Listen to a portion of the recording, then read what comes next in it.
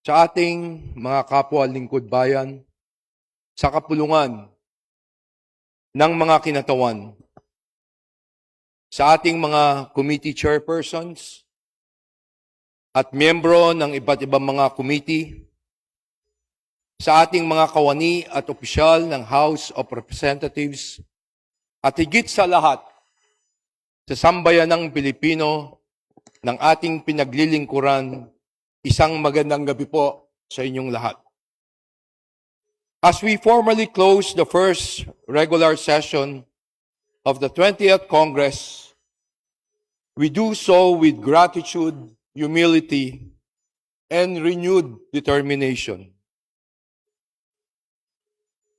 Hinaharap ng ating bansa ang samot-saring hamon, ang krisis sa Middle East, mataas na presyo sa mga bilihin, usapin sa enerhiya, mga trabaho, edukasyon, kalusugan, at maging ang patuloy na hamon ng pagpapanumbalik ng tiwala ng ating institusyon. Ngunit, sa gitna ng lahat ng ito, nanatiling klaro ang direksyon ng kapulungan ng kinatawan. Mula sa unang araw ng sesyon, iisa ang ating naging direksyon. Unahin ang interes ng sambayanang Pilipino.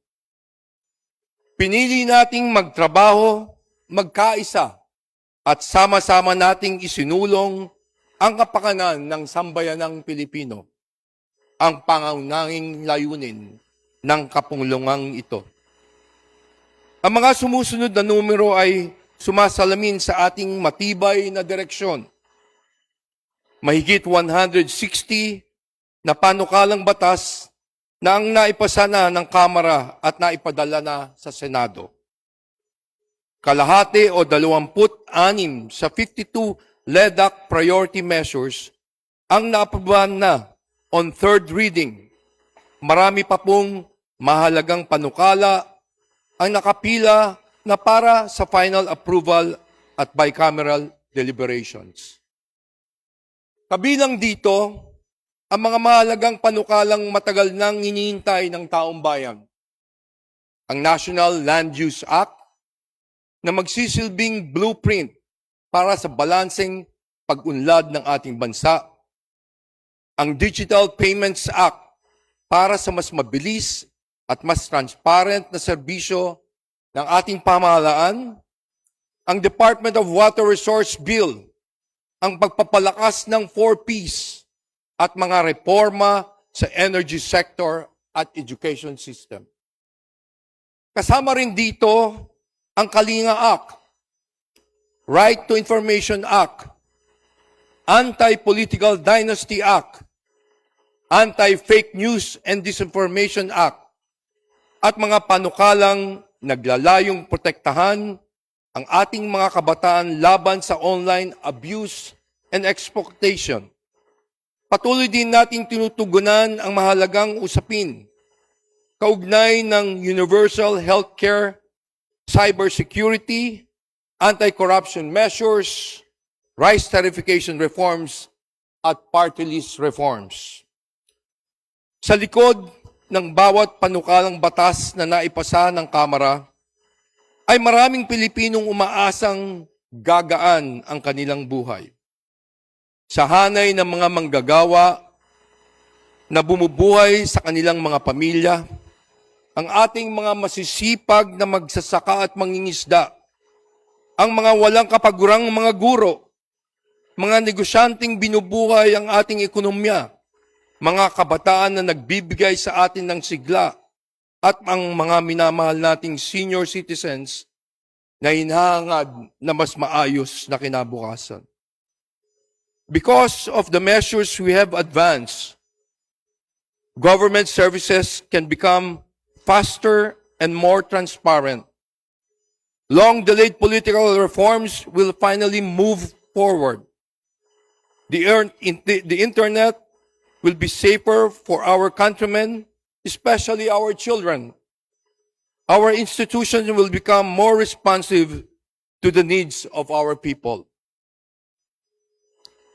Quality, accessible education will become a reality for our youth, and positive strides will be made toward building an economy that is not only dynamic and future-ready, but one that genuinely improves the lives of ordinary Filipinos. Ginagampanan din natin ang kapulungan, ang mga tungkuling ipinag-uutos ng saligang batas, kabila ang masusing pagtalakay at pagdesisyon sa impeachment complaint na inaharap sa Kamara alinsunod sa constitutional duty at sa proseso ng batas.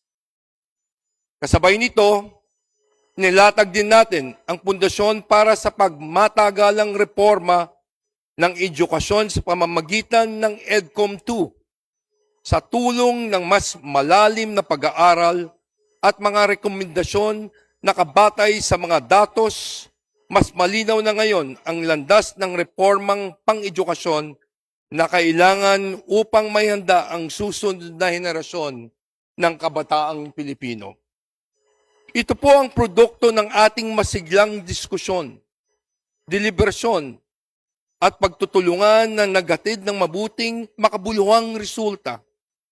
Lahat po ng ito ay ginawa natin sa ngalan ng transparency and accountability sa ating mga kababayan. We have shown that our work does not end when we bang the gavel at the end of each plenary session.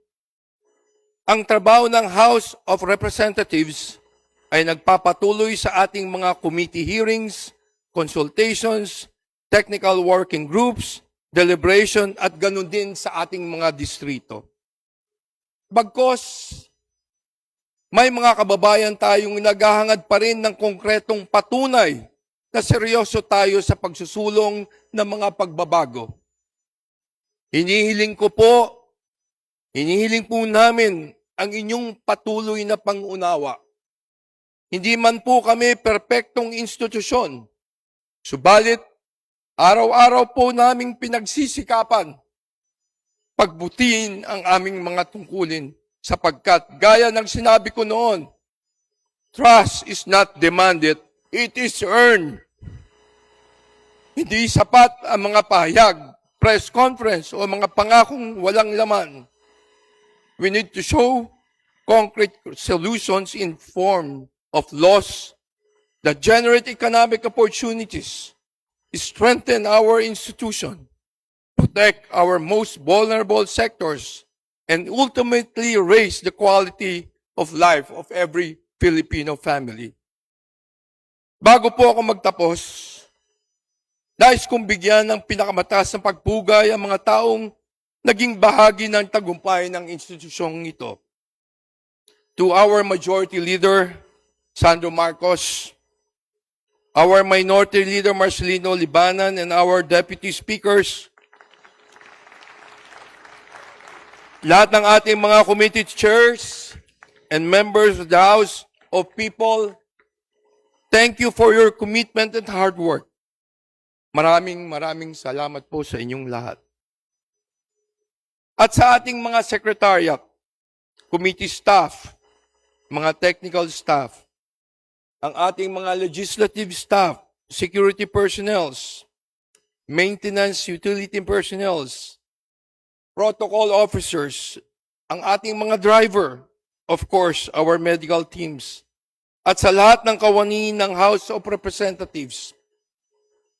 My fellow lawmakers, please join me in giving each and every one of them a heartfelt and resounding round of applause.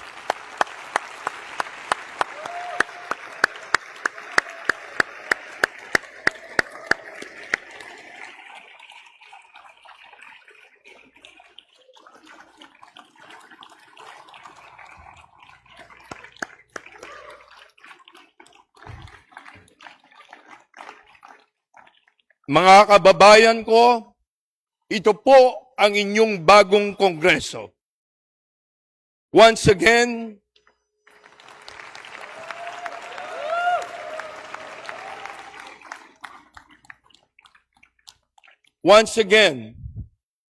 Maraming salamat po sa inyong serbisyo. Maraming salamat po sa inyong dedikasyon, ang inyong mga sakripisyo, at ang inyong pagmamahal sa institusyong ito. The challenges before us remain formidable, but our resolve to serve the Filipino people remains even stronger. Ilang araw bago nating gunitain ang araw ng kalayaan, nararapat lamang na alalahanin natin na ang kalayaan ay hindi lamang pinaglalaban at pinagtatanggol. Ito rin ay ipinagtitibay sa pamamagitan ng mabuting pamamahala, matatag na mga institusyon, at mga polisiyang nagbibigay ng mas magandang buhay para sa ating mga kababayan. Alam po namin na hindi pa sapat ang aming pong pagsisikap upang maibalik ang tiwala ng taong bayan. Pero gagawin po namin itong inspirasyon upang lalo po kaming maging masipag, masigasig, at determinado para sa huli. Kada desisyon na takbang ng ating ginagawa ay nakatuon sa aming mga pinakamataas na mithiin ang magdulot ng pagbabago at kaginawaan sa buhay ng nakakaraming Pilipino. Mga kasama, kapag malinaw ang direksyon ng pamumuno, kapag nagkakaisa ang institusyon, at kapag trabaho ang inuuna kaysa ano paman, kahit magkaiba ang ating mga pananaw at ang ating mga paninindigan, alam ko po, ang tanging hangaring nating lahat ay mabigyan ng pag-asa, oportunidad, at mas maayos na kinabukasan ang bawat Pilipino. Marami pong salamat sa inyong patuloy na kooperasyon.